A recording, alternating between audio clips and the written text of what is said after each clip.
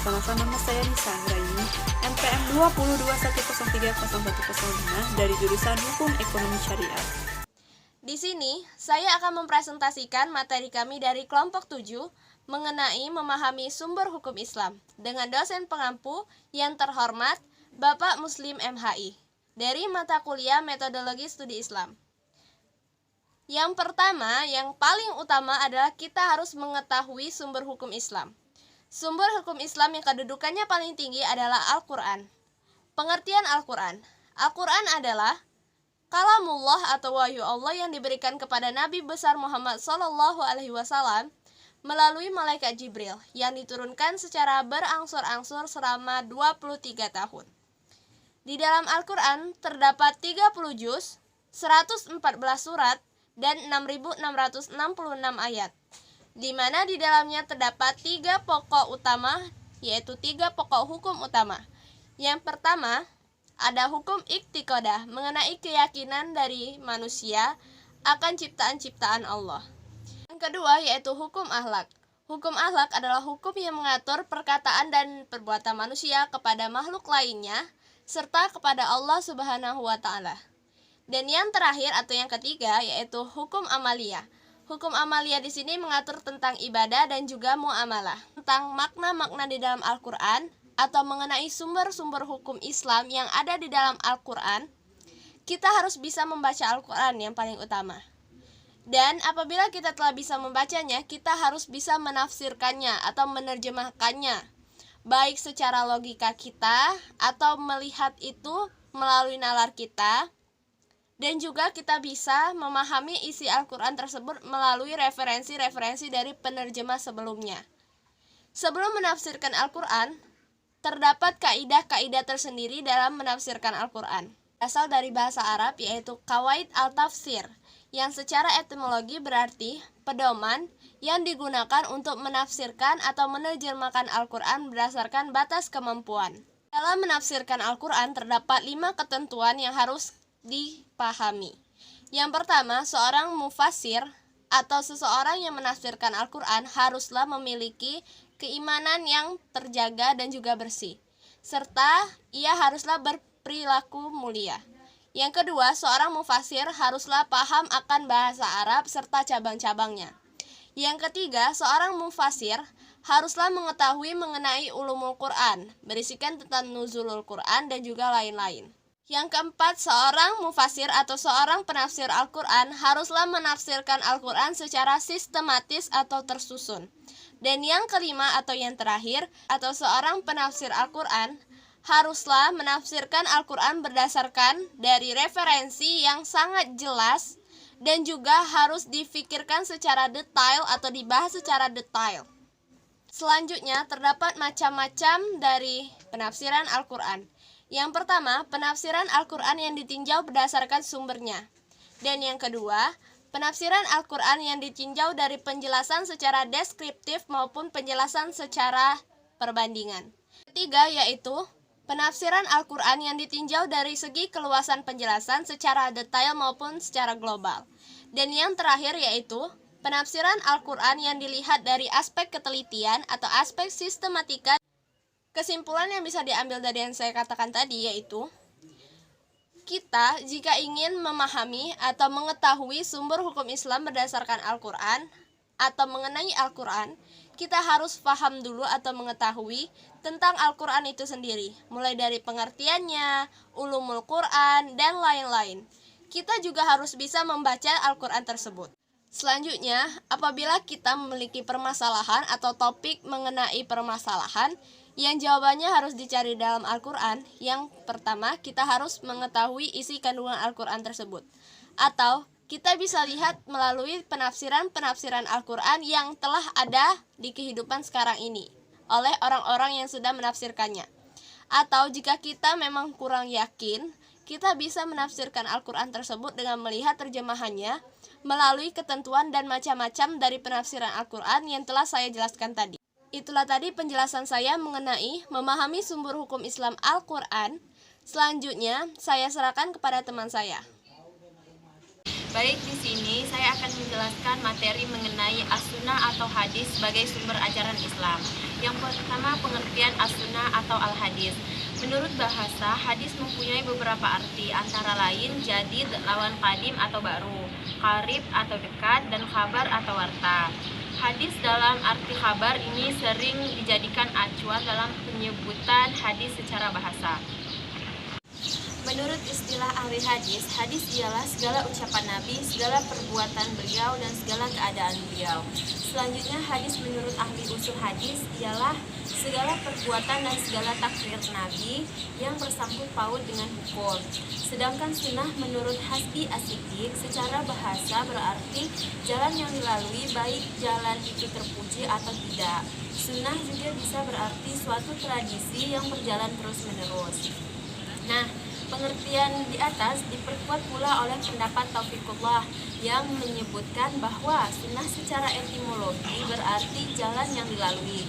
Sedangkan menurut terminologi ialah segala sesuatu yang disandarkan kepada Nabi, baik berupa perkataan, perbuatan, dan ketetapan atau takrir.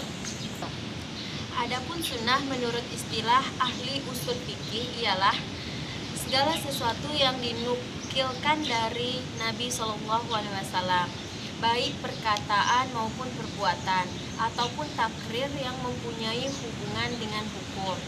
Makna sunnah dalam pengertian di atas itulah yang kemudian disepakati oleh jumhur ulama. Yang kedua, pembagian sunnah-sunnah itu terbagi menjadi 3 bagian, yaitu sunnah qauliyah atau perkataan.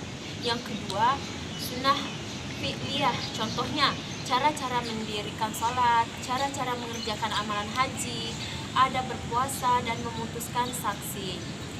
Yang ketiga, sunnah takririyah, membenarkan atau tidak mengingkari sesuatu yang diperbuat oleh seseorang, sahabat, atau orang yang mengikuti syara di hadapan Nabi. Yang ketiga, landasan sunnah sebagai sumber syariah. Yang pertama, unsur iman. Di antara rukun iman ialah percaya bahwa Nabi Muhammad SAW sebagai Rasul. Yang kedua, Al-Quran. Dalam Al-Quran banyak ayat-ayat yang memerintahkan manusia supaya mengikuti jejak Rasulullah SAW. Yang ketiga, As-Sunnah. Nabi pernah berkata di hadapan khalayak ramai di Padang Arafah ketika beliau melaksanakan ibadah hajinya yang terakhir atau haji wada. Beliau bersabda, sungguh telah saya tinggalkan untukmu 2 perkara. Tidak sekali-kali kamu sesat selama berpegangan kepadanya, yakni kitabullah dan sunnah rasulnya. Hadis riwayat Malik. Yang keempat, ijma. Umat Islam telah berijma atau bersepakat untuk mengamalkan as-sunnah sebagaimana mereka menerima Al-Quran. Yang D, fungsi as-sunnah. Baik, fungsi sunnah dalam syariah adalah sebagai berikut. Yang pertama, sebagai penjelas dari Al-Quran yang masih bersifat global, mengkhususkan yang masih bersifat umum, dan menjabarkan yang masih mutlak. Yang kedua, menentukan hukum tersendiri. Seperti Nabi menetapkan bahwa seseorang muslim tidak boleh mewariskan kepada orang kafir, dan sebaliknya orang kafir tidak boleh mewariskan kepada orang muslim. Terdapat nisbah atau hubungan antara sunnah dengan Al-Quran dari segi materi hukum, yaitu yang pertama, menguatkan hukum suatu peristiwa yang telah ditetapkan hukum di dalam Al-Quran. Yang kedua, memberikan keterangan ayat-ayat Al-Quran, yaitu yang A, memberikan perincian ayat-ayat yang masih mujmal. Yang kedua, B, membatasi kemutlakan. Yang C, mentafsirkan keumumannya. D, menciptakan hukum baru yang tidak terdapat di dalam Al-Quran.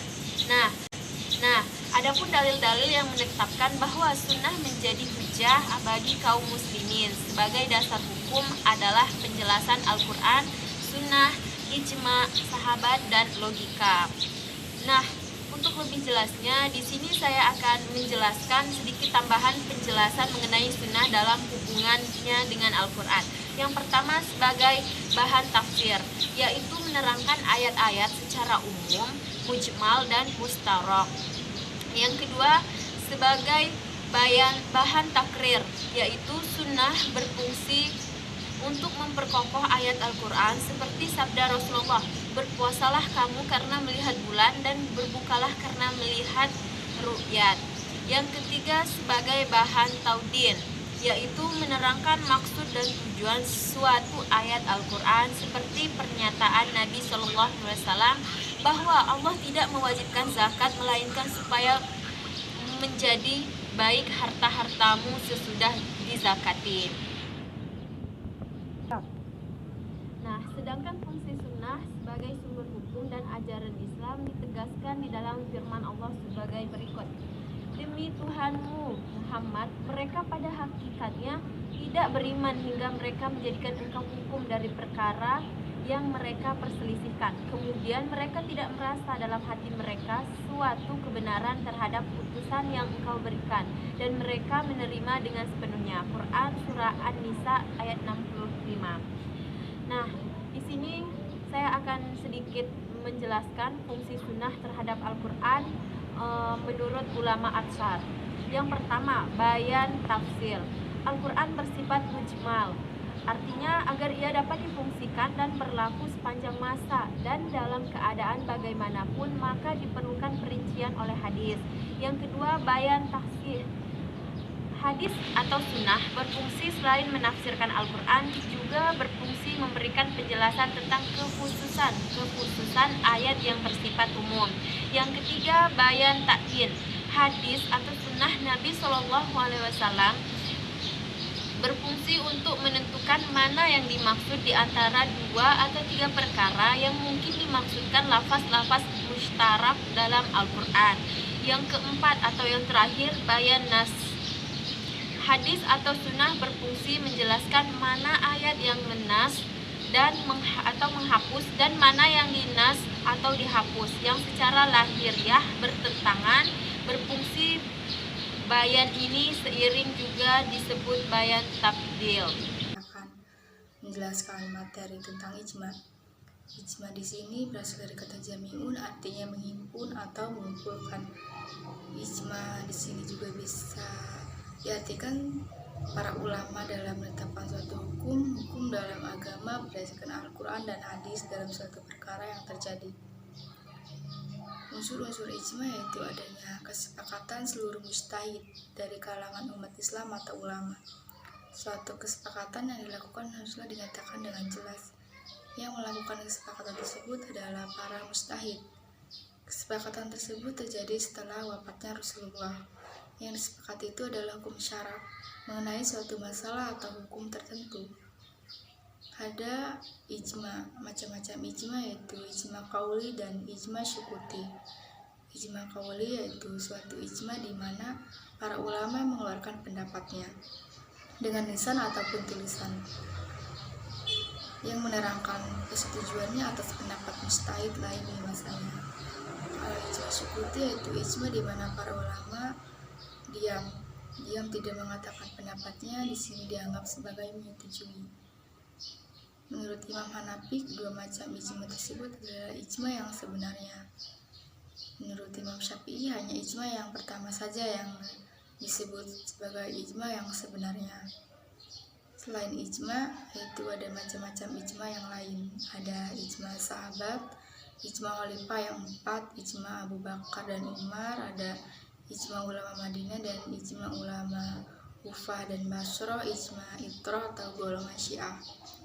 Sandaran ijma tidak dapat dipandang sebagai sah kecuali apabila ada sandaran, sebab ijma bukan merupakan dalil yang berdiri sendiri. Sandaran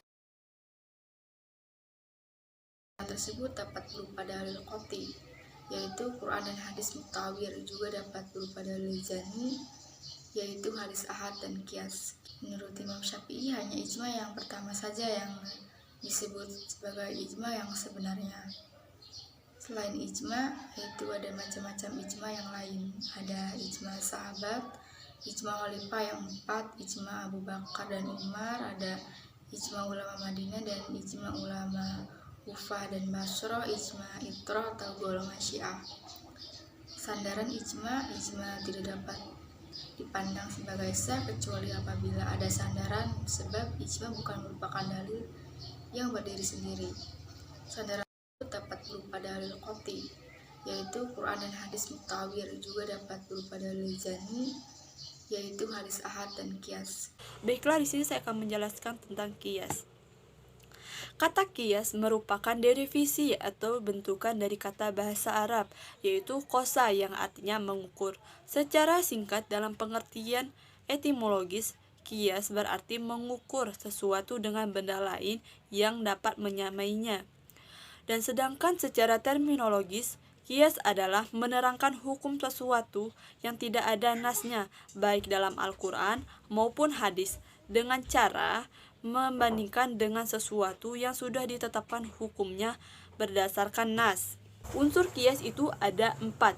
Yang pertama, itu al-asal, yaitu sumber hukum yang terdiri dari nas yang menjelaskan tentang hukum. Sebagian besar ulama menyebutkan bahwa sumber hukum yang dipergunakan sebagai dasar kias harus berupa nas, baik nas Al-Quran, hadis maupun ijma', dan tidak boleh mengkiaskan sesuatu dengan hukum yang ditetapkan dengan kias. Yang kedua, al-far'i, yaitu sesuatu yang tidak ada ketentuan nasnya, artinya kasus yang ada tidak diketahui hukumnya secara pasti. Al-Syafi'i dalam hal ini mengatakan bahwa far'u itu adalah suatu kasus yang tidak disebutkan hukumnya secara tegas dan dikiaskan kepada hukum asalnya. Yang ketiga, al-hukum atau hukum al-asal, yaitu hukum yang dipergunakan kias untuk memperluas hukum dari asal ke far'u. Menurut Al-Syafi'i, hukum di sini adalah hukum yang ditetapkan oleh Allah dan Rasul-Nya, baik secara tegas maupun man'awi. Ini berarti hukumnya harus berdasarkan Al-Quran dan hadis, harus dapat karena dicerna akal tentang tujuannya, dan hukum yang ditetapkan bukan masalah ruksa atau dan khusus. Yang keempat, i'lat, yaitu alasan yang serupa antara asal dan far'u. Sesungguhnya i'lat berbeda dengan hikmah. I'lat syariah merupakan sifat yang secara jelas dan pasti yang dijadikan sebagai dasar pembinaan hukum, sedangkan hikmah adalah tujuan yang dimaksudkan secara syara untuk menarik maslah dan menolak mafsuh, dan itu sifatnya tidak pasti juga. Dan juga hukum itu ada dan tidak ada berdasarkan i'lat, meskipun hikmahnya berbeda-beda.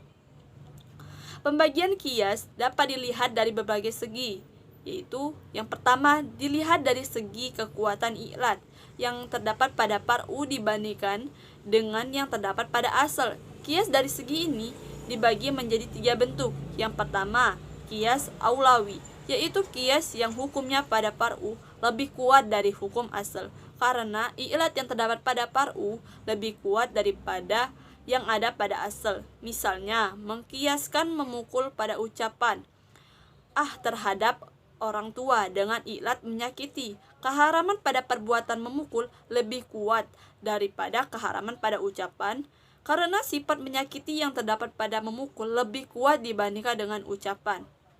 Yang kedua, kias musawi, yaitu hukum pada far'u sama kualitasnya dengan hukum yang ada pada asal, karena kekuatan i'latnya yang juga sama.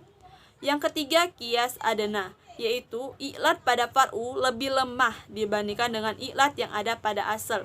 Misalnya, mengkiaskan buah apel pada gandum dalam hal bentuknya riba padi, karena keduanya mengandung i'lat yang sama, yaitu sama-sama jenis makanan. Itu memerlukan hukum riba pada apel lebih rendah daripada berlakunya hukum riba pada gandum, karena i'latnya lebih kuat. Yang kedua, dilihat dari kejelasan i'lat yang terdapat pada hukum. Kias ini terbagi menjadi 2 macam, yaitu kias jali, yaitu kias yang i'latnya ditetapkan oleh nas kebersamaan dengan hukum asal, atau nas tidak menetapkan i'latnya, tetapi dipastikan tidak ada pengaruh perbedaan antara asal dengan far'u. Pada usuluyun menyatakan bahwa kias jali mencakup kias aulawi dan kias musawi. Yang kedua, kias kalif, yaitu kias yang i'latnya tidak disebutkan dalam nas. Contohnya, mengkiaskan pembunuhan dengan benda berat kepada pembunuhan dengan benda tajam. Dalam memberlakukan hukum kias karena i'latnya sama-sama pembunuhan sengaja dengan unsur pemusuhan, Kias ini termasuk kepada kias adena dalam pembagian di atas. Yang ketiga, dilihat dari keserasian atau ilat dengan hukum. Kias ini terbagi menjadi dua bentuk. Yang pertama, kias muasir, yaitu kias yang menjadi penghubung antara asal dengan far'u, ditetapkan dengan melalui nas syar'i atau ijma', atau kias yang ain, atau sifatnya itu sendiri, yang menghubungkan asal dengan far'u, berpengaruh pada hukum itu sendiri. Yang kedua, itu kias mu'allim, yaitu kias yang dilihat dari hukum asalnya, yang mempunyai hubungan yang sarasi. Yang keempat, dapat dilihat dari kejelasannya atau tidaknya. Ilat pada kias tersebut dapat dibagi menjadi tiga. Yang pertama, kias al-makna atau kias pada makna al-asl, yaitu kias yang di dalamnya tidak dijelaskan ilatnya, tetapi antara asal dengan far'u tidak dapat dibedakan sehingga far'u seakan-akan asal. Yang kedua, kias al-ilat, yaitu kias yang dijelaskan ilatnya dan ilat itu sendiri merupakan dorongan bagi hukum al-asal. Yang ketiga, kias al-dilalah, yaitu kias yang ilatnya hukum pendorong bagi penetapan hukum itu sendiri, tetapi ilat itu merupakan keharusan yang memberikan petunjuk adanya ilat. Yang terakhir itu dilihat dari segi metode dalam menemukan ilat. Kias ini terbagi menjadi 4 macam. Yang pertama, kias al-ihlah, yaitu ilatnya ditetapkan melalui munasabah dan ikhalah. Yang kedua, kias al-syabah, yaitu yang ilatnya ditetapkan melalui metode syabah. Yang ketiga, kias al-sabr, yaitu yang ilatnya ditetapkan melalui al-sabr wa al-taksim. Yang keempat, kias al-tar, yaitu ilatnya ditetapkan melalui metode tar. Contoh penggunaan metode kias. Ketika seorang mujtahid ingin mengetahui hukum yang terdapat pada minum-minuman keras seperti bir, whisky, atau tuak dan lain-lainnya, kemudian setelah seseorang mujtahid merujuk kepada nas Al-Quran, ternyata tidak ada satupun nas yang dapat dijadikan sebagai dasar hukumnya. Maka, untuk menetapkan hukumnya dapat ditempuh dengan cara kias, yakni mencari perbuatan yang lain yang telah ditetapkan hukumnya berdasarkan nas, yaitu perbuatan minum khamar yang telah diharamkan oleh Allah Subhanahu wa taala, yang berdasarkan firman Allah Subhanahu wa taala dalam surat Al-Maidah ayat 90 sampai 91. Zat yang memabukkan itulah yang menjadi penyebab diharamkannya khamar. Haramnya meminum khamar tersebut berdasarkan ilat hukumnya, yakni memabukkan. Maka setiap minuman yang terdapat di dalamnya yang ilatnya sama dengan khamar dalam hukumnya, maka minuman tersebut adalah haram. Dengan demikian, mujtahid tersebut telah menemukan bahwa hukum untuk minuman keras seperti bir, whisky, tuak yang lainnya itu sama dengan hukum khamar, karena ilat keduanya adalah sama. Karena kesamaan ilat antara kasus yang tidak ada nasnya dengan hukum yang ada nasnya menyebabkan adanya kesatuan. Baiklah, mungkin itu saja yang bisa kami jelaskan. Lebih dan kurangnya kami mohon maaf. Kami akhiri. Wassalamualaikum warahmatullahi wabarakatuh.